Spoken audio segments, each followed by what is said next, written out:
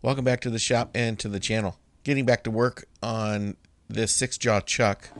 In the last video, I made this spindle gauge as well as cut off a piece of material to use as the new backplate. So now we can take this over to the lathe and get it chucked up and start machining it. Well, I have the 4-jaw chuck mounted on the spindle of the lathe, and I'm just adjusting the jaws here so they're about that 6 inches. So it'll make it a little bit easier once I get that blank mounted up in here to get it dialed in concentric with the spindle.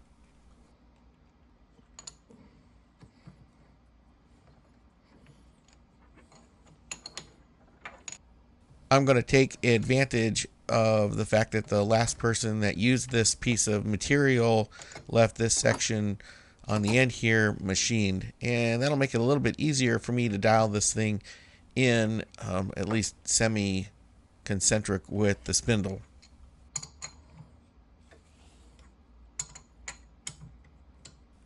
And I do want to make sure that this other end is as flat up against the jaws as I can get it. I've got one of my Federal dial indicators in a mag base, and I'm going to use this to dial in the stock.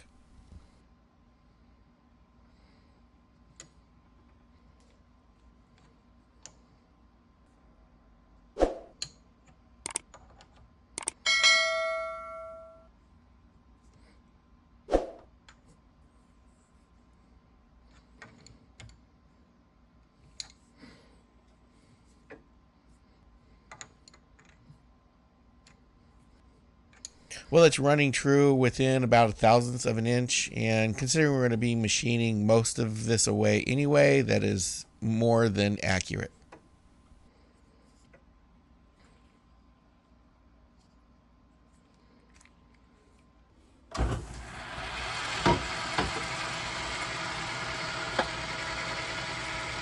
Well, that seems to be running pretty true.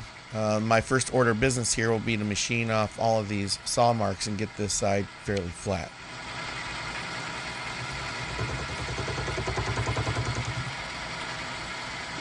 Well, as I mentioned before, this material is 4150, which is pretty hard, especially for this little 1.5 horsepower belt-driven lathe. And the question isn't going to be, will I have problems? It's going to be, how many problems am I going to have? To try to avoid some of those, I'm taking this tool holder and I'm bringing it back closer to the tool post to try to give it at least a little bit more rigidity. We'll see if it makes any difference.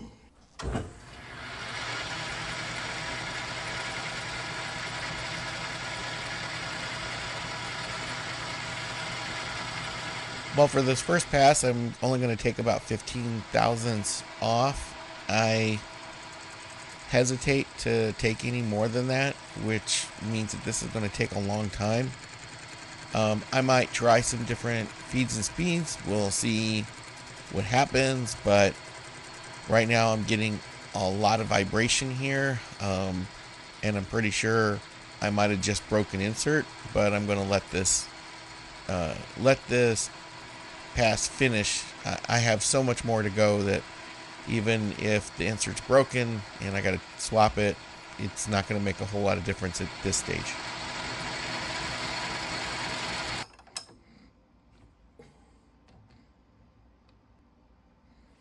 Well, the insert looked okay, so I'm just going to run with it. I did change the angle here of the tool. I don't know if that's going to be a mistake or not. I'm going to be doing some experimenting here just to see what works and what doesn't work. I have the feeling what doesn't work is going to be a very long list. Well, that's not good. The insert actually got jammed on one of the burrs of the saw cut, so it freed up as soon as I backed the carriage out. But again, I'm getting a ton of vibration here, and that's likely because I chose not to replace that broken insert, which on this particular pass is going to get a little bit ugly. Yeah, definitely a broken insert, and I know this is really stupid to continue this thing going. The only thing I did here was slow the lathe down a little bit to see if that might give me a little bit of a chance of finishing this thing off. Um, it is raising a burr like I've never seen before. And again, I think that's all because I have a broken insert, or maybe the angle here with this particular insert is creating even more problems than I'm helping here.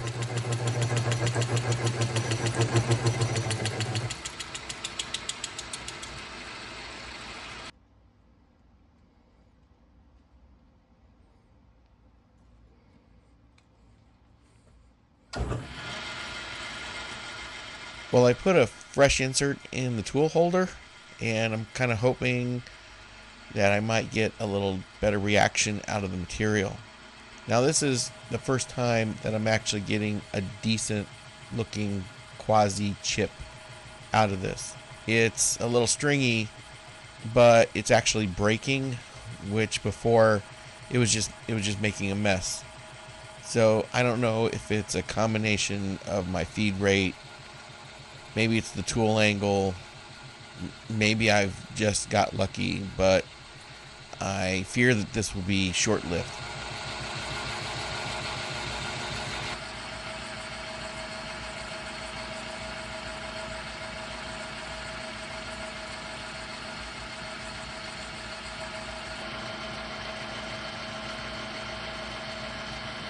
Yeah, this stringy kind of chip is not the kind I really wanted to see. Well, the face of this is mostly flat, so I want to switch gears here a little bit and go ahead and turn down the outside of this and get rid of this area that's rusted and get it down to a size that's about what I need for the overall dimension of the backplate.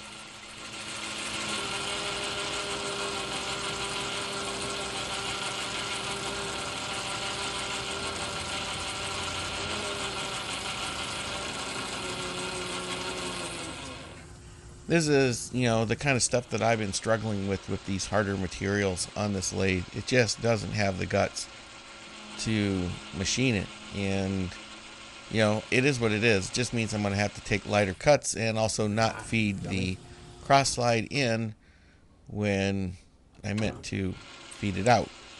So now I have to fix that, and we'll keep going from here.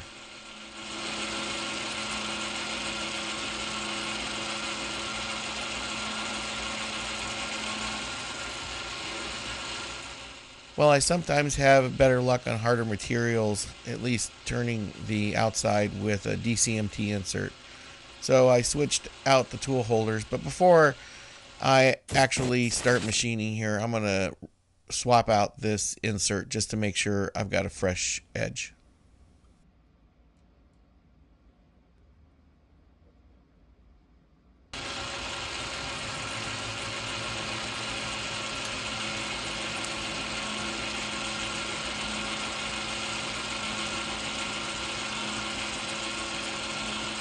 Well, I'm taking lighter cuts, so it's actually machining. However, it's making this Brillo pad spaghetti chip here, continuous long wire, and I really hate these.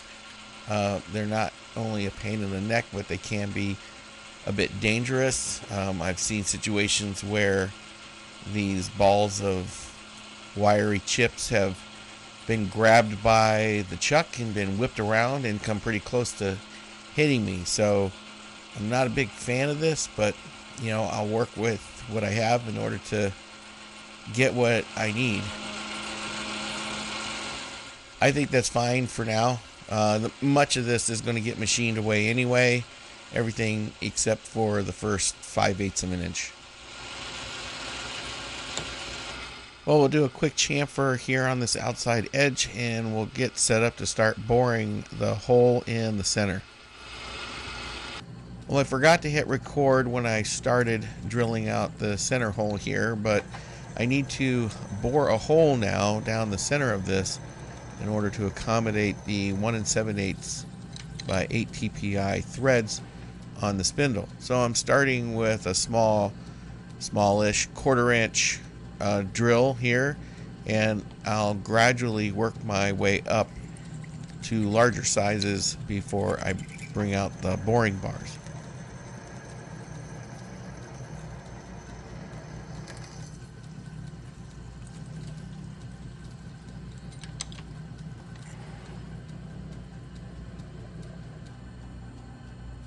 Moving up in size to what I think was a 9/16 taper shank drill. It is meeting some resistance. The anchor lube is helping, but this material is super hard, so it is struggling just a little bit.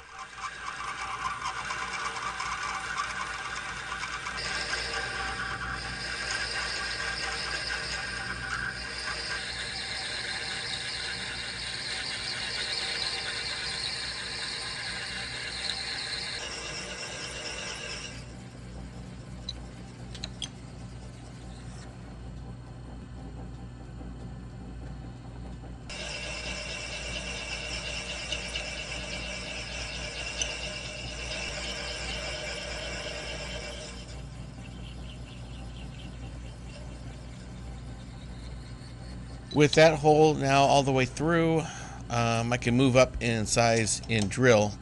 I'm kind of taking this a little bit slow. I'm not jumping up too many sizes here. With the hardness of this material, I think if I take off as little as I need to in each step, I will hopefully end up with a better result and no broken drills.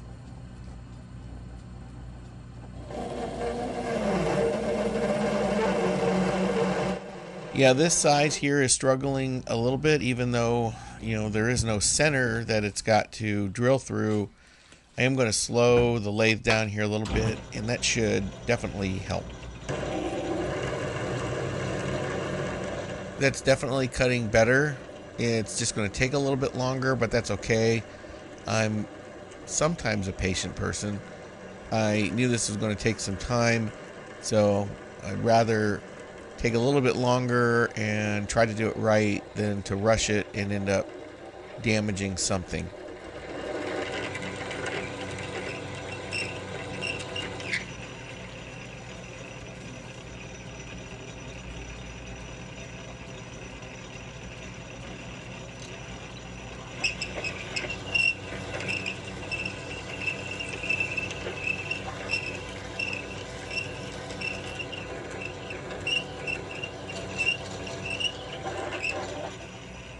Okay, that drill is now all the way through. I think I have one more drill size I can go to, but I won't bore you with that.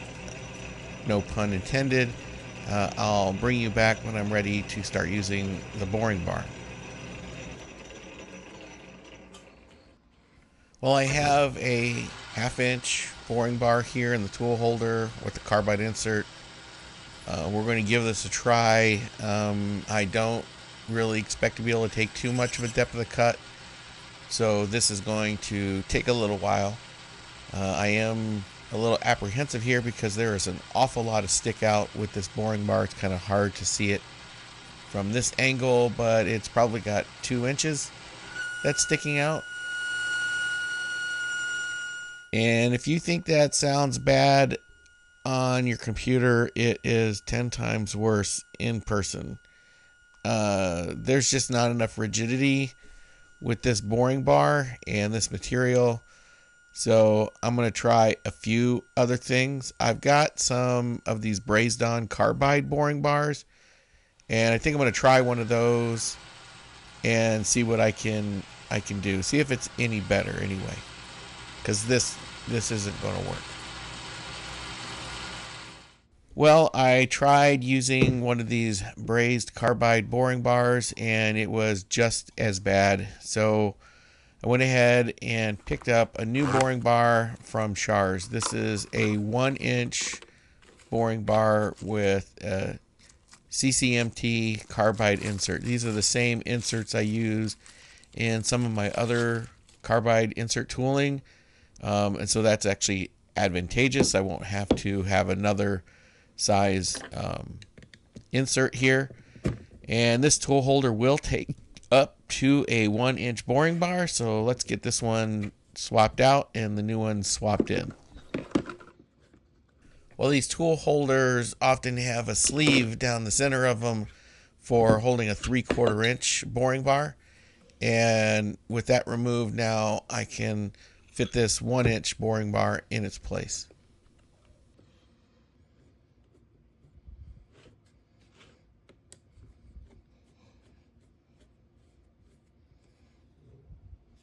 Well, I know my lathe is level, so I'm going to set this small bubble level on top of the flat of the boring bar so I can rotate it in order to set the proper angle for the carbide insert geometry.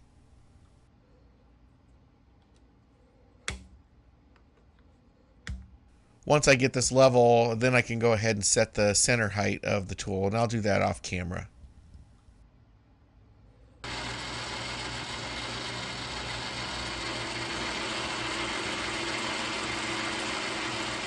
While that extra rigidity is certainly making a difference, not only can I take a slightly larger depth of cut, I'm actually getting a decent chip, and it's not making a god-awful squeal.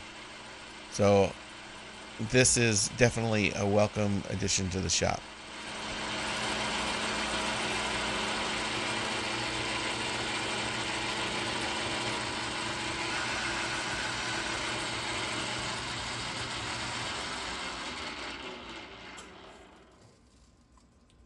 Use a telescoping bore gauge here to get a measurement on the bore.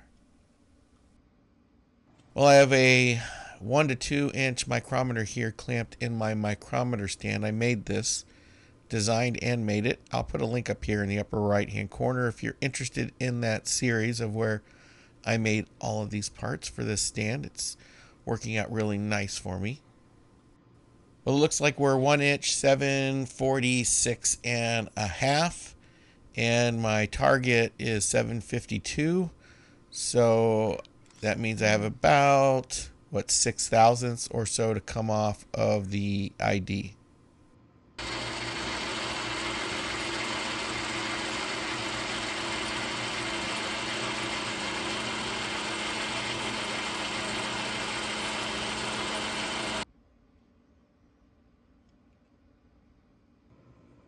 $758. Well, that's not too bad. My upper limit is $765 about, so that's within the range of the minor pitch diameter for this thread, so I think I'm fine with this part of the bore. There's a section of the spindle nose that's unthreaded that's closest to the shoulder, and what I need to do is accommodate for that in the backplate. So I need to bore out another piece of this side of the backplate to accommodate where that unthreaded portion is, and it's going to be a thousandths or so more than 1 7/8.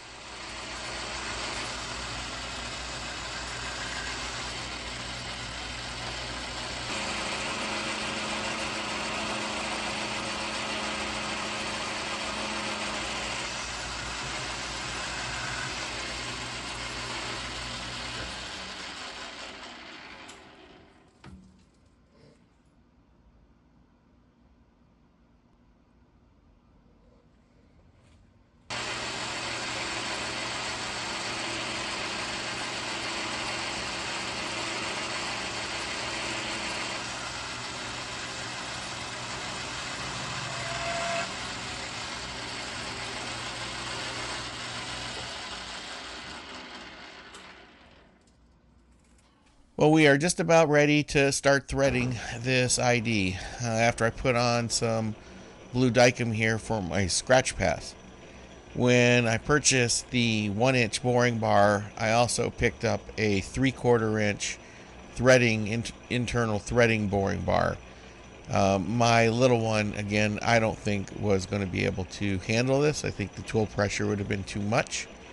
So, again, a little extra rigidity here is not going to hurt.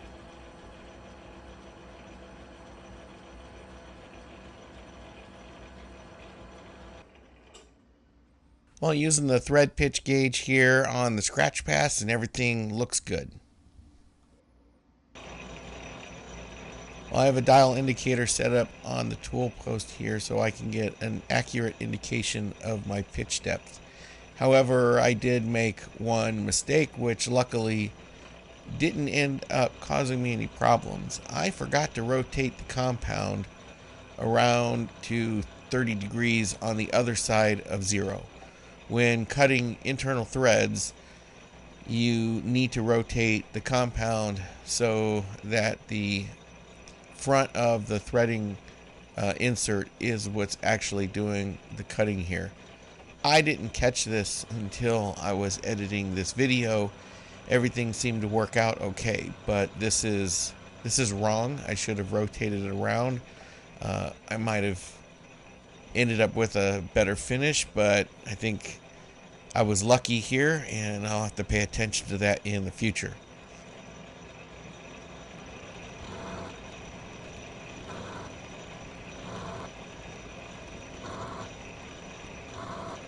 Later that same evening.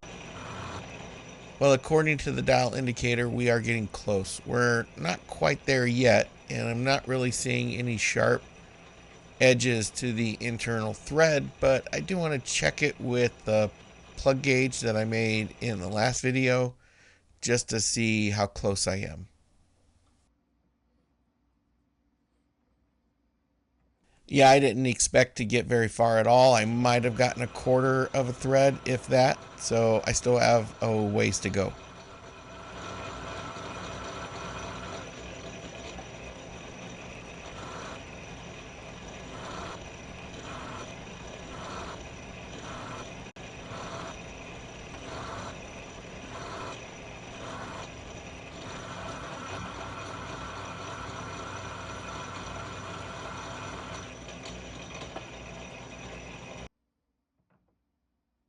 Well, I want to give this another test with the plug gauge, and it's a little stiff to start. We get it threaded in here. There is almost zero play in this at all, and normally I would say that that's perfect, but I think I need to take just a little bit more off of this. I'm a little concerned that it might not be loose enough, that it's actually a little bit too tight. I'm not going to change anything on the compound at all. I'm just going to take 2 spring passes, and I think that will clear it up just enough to give me just that level of looseness that I think I'm going to want here.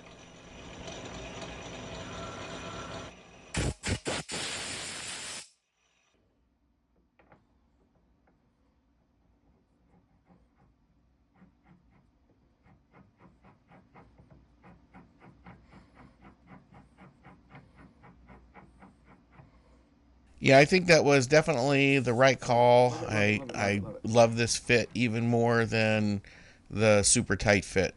So now we need to test it for real and not just on this plug gauge. I need to test this on the spindle itself.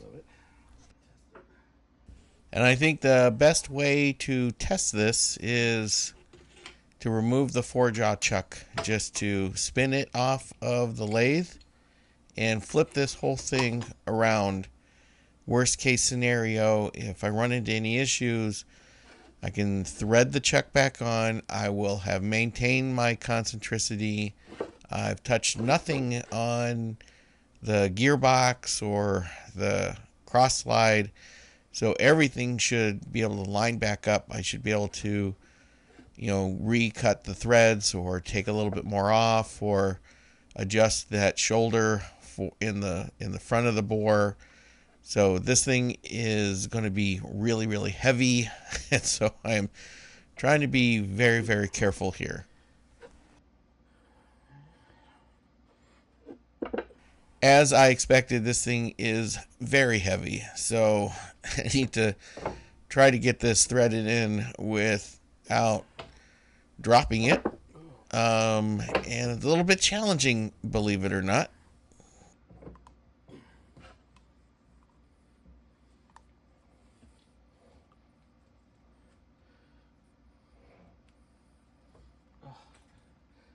Well, now that I have it threaded on, I couldn't be happier with the fit. It threaded on really nice and easy. There wasn't really a lot of play in those threads, so I'm definitely happy I took those 2 spring passes.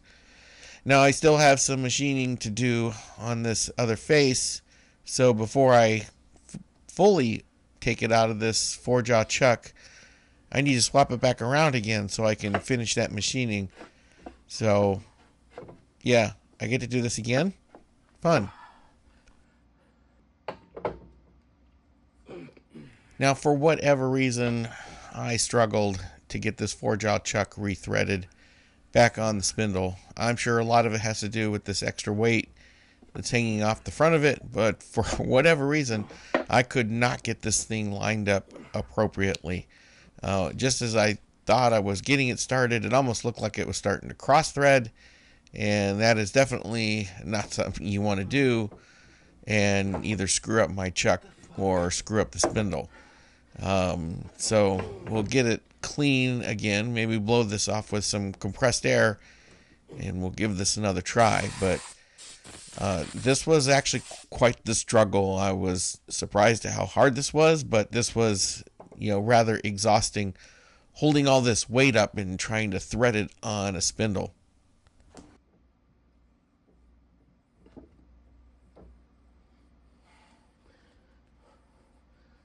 Wow, that was a lot more work than I would have expected it to be. But now that we have this thing threaded back on to the spindle, I can continue finishing the machining of the features on this side of the backplate.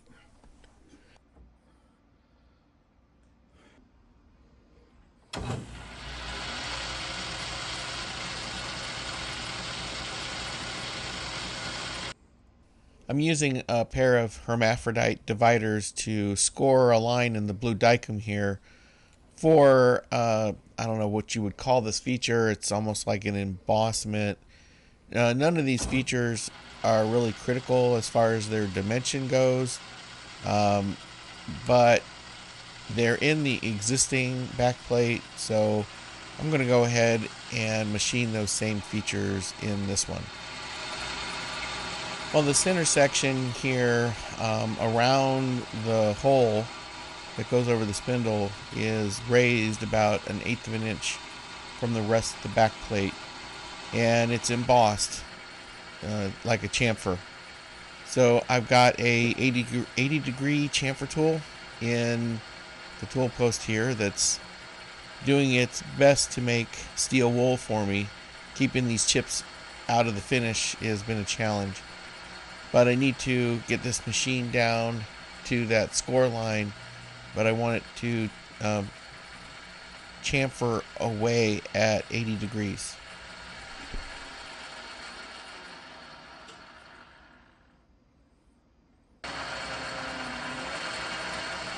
Well, this lathe is not too shy about telling me when I'm taking too much of depth of cut, and I can't take much at all with this material in this lathe.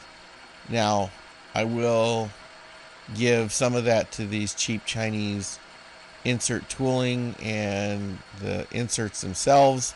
None of these inserts are very expensive, so they probably got less than ideal edges on them.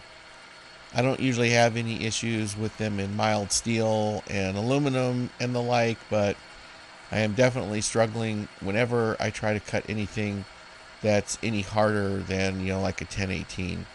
I've 1045 cuts fairly well on this lathe, but 4140, 4150 here, it is a challenge for sure. Well, I'm going to try a different feed rate here and see if that makes any difference whatsoever, and the answer to that is probably no. It's just making a slightly heavier piece of steel wool, so I need to go back here, maybe slow the lathe down. Maybe that will help.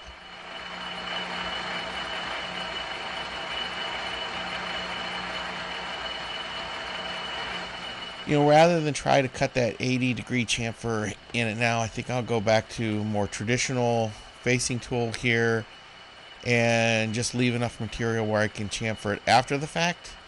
This might actually help me out a little bit. Maybe I can get a little better feed rate on it, maybe a little better depth of cut. Let's give it a try and see how this one does.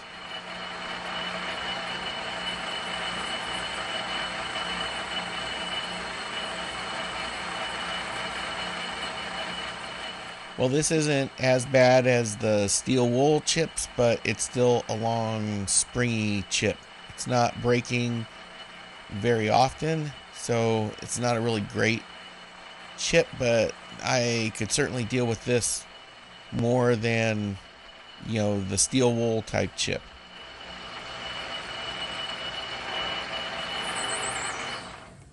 And then things like this happen. Just when I thought it was going okay, getting a not terrible chip, but a bad chip, it jams and stops cutting. I might have chipped the insert, and all the fire coming off the end of it is definitely telling me that the insert's broken. So let me swap it out and we'll try again.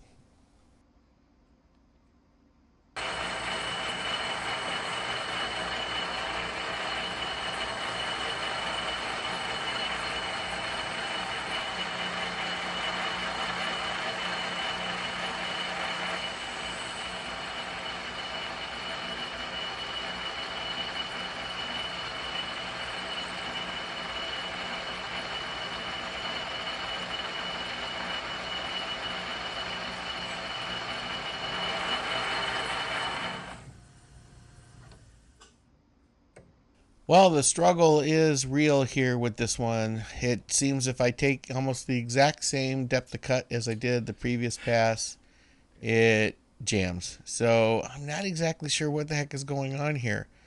I changed nothing and it works for 1 or 2 passes or 3, and then all of a sudden it doesn't. So let's swap that tool out. We'll try a DCMT insert. Those are usually pretty sturdy. We'll adjust the angle here for more of a facing cut and see if this will give me anything that's workable.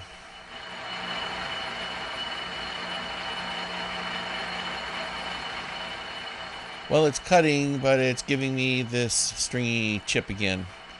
And one thing to note, I'll just mention it here, you should never, ever grab these chips with your bare hands.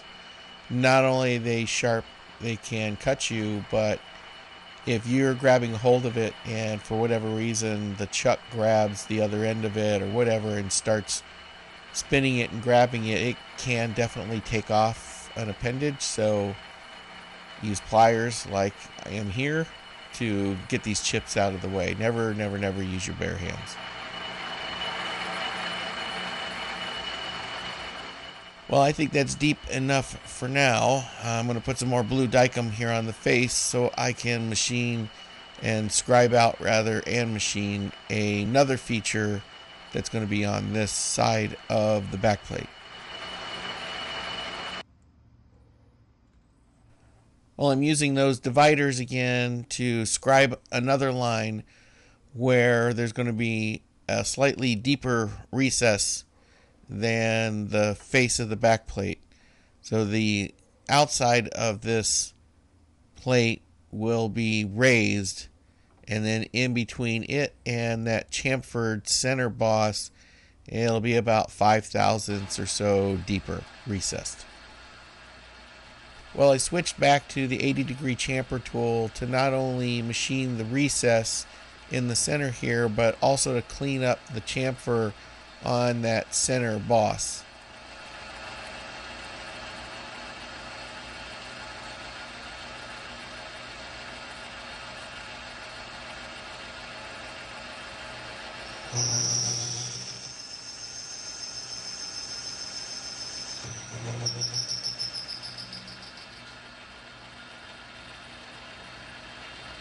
Well, since I have this tool in the tool post, I'll go ahead and break the edge on that center bore. Well, I put a little acetone on a shop towel so I can clean off this blue dicum. You know, I will say, as much trouble as this material has been giving me to machine it, the surface finishes are just absolutely fantastic.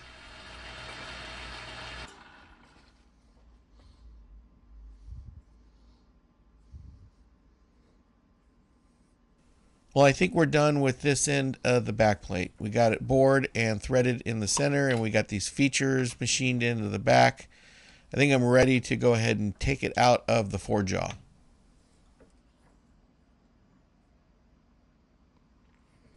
Well, the rest of the machining is going to be done with the backplate actually on the spindle. So the next thing to do is take this forejaw off of the spindle and replace it with the part we just machined. As usual, this video is getting far too long, so I'm going to have to cut this one off here. I do try to show everything that happens in the shop, and sometimes things don't go as well as I'd like them to. But if you did like the video, give it a thumbs up. It's greatly appreciated. Leave a comment down below. Let me know what you think. And if you'd like to support the channel in some other way, there's some links down in the description that'll let you know how to do that. Thanks for watching, and we'll see you on the next one.